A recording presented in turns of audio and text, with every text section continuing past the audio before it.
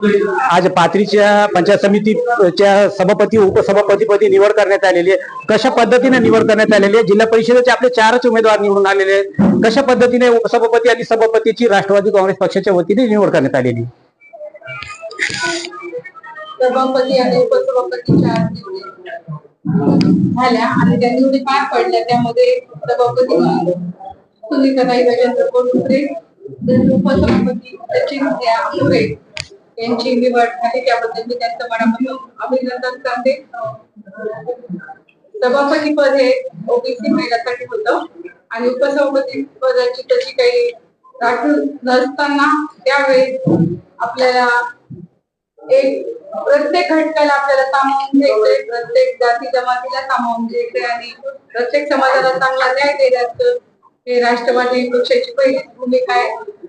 दिवंगत आमचे नेते कैलासवासी आमचे अजितदादा पवार हे नेहमीच फुले शाहू आंबेडकरांच्या विचारांना घेऊनच पक्षाची आमची भूमिका हे धोरण आहे आणि त्यामुळं या फुले शाहू आंबेडकरांच्या विचारांना सोबत घेऊन नुसतंच ते विचार खऱ्या अर्थाने जर आपल्याला कुठं अंमलात आणायचे असतील तर त्याचं एक ज्वलंत उदाहरण आज आमचे नेते म्हणजे आमचे युवक नेतृत्व असे आमचे राजेंद्र विटेकर यांच्या नेतृत्वाखाली या जिल्हा परिषद निवडणुका पार पडल्या। त्यामध्ये भरपूर मतदारसंघात आपल्याला भरपूर लोकांनी मतदान केलं।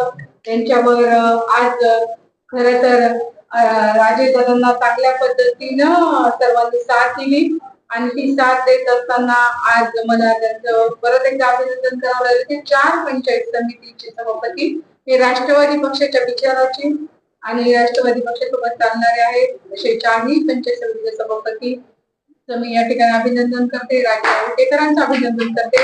लोकांचा चेहरा, चांगल्या चेहऱ्याला लोकांना जर आपण संधी दिली तर त्याचं काय रिझल्ट येतो हे राजेदादांनी विधानसभेनंतर या जिल्हा परिषद निवडणुकीमध्ये दाखवून दिले। आज या ठिकाणी आपल्या सभापती आणि उपसभापती मध्ये आपले 4 आपले सदस्य होते।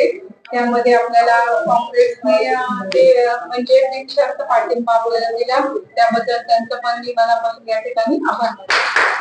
तुमची काय भूमिका असणार आपली? येणाऱ्या काळामध्ये सभापती उपसभापती ग्रामीण भागातील प्रश्न हे निश्चित मार्गी लावतील आणि त्यांना साथ देणारी सर्वच टीम आमची त्यांच्या सोबत असेल आणि निश्चित हा चेहरा आज तालुक्यातला हा चेहरा सर्वांना जसं राजेदादांनी चांगलं काम केलं त्यांच्याच पावलावर पाऊल टाकून आपले सभापती निश्चित त्या मार्गाने त्यांचं मार्गक्रमण करतील आणि ग्रामीण भागातील लोकांना न्याय देण्याचं काम करतील। महिला म्हणून जे महिलांचे प्रश्न असतील तिथं कुठं काही अडचणी आल्या किंवा पंचायत समितीत काही अडचण आल्या तर आम्ही त्यांच्यासाठी सोबत आहोत, मार्गदर्शन आम्ही त्यांना करणार आहोत आणि निश्चितच आपले आमदार साहेब यांचं आपल्याला सहकार्य राहते। जिल्हा परिषद सदस्य जे आपले निवडून आलेले आहेत नवीन त्यांना पंचायत समितीचे प्रश्न मार्गी लागणार आहेत, ते जिल्हा परिषद मध्ये निश्चितच ते प्रश्न आपण मार्गी लावण्याचा प्रयत्न करू। तिथं जास्तीत जास्त वेळ देऊन सुनीताताई त्यांचे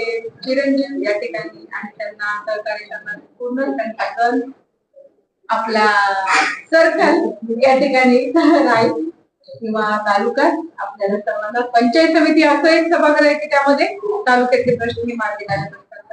आज शेतकऱ्यांचे प्रश्न असतील, मजुरांचे प्रश्न असतील, तालुक्याचे प्रश्न असतील, महिलांचे प्रश्न असतील, असं कुठलाच प्रश्न या सभागृहात सुटत नाही। सर्व प्रश्न सुटणारा एकमेव सभागृह म्हणजे पंचायत समिती सभागृह आहे।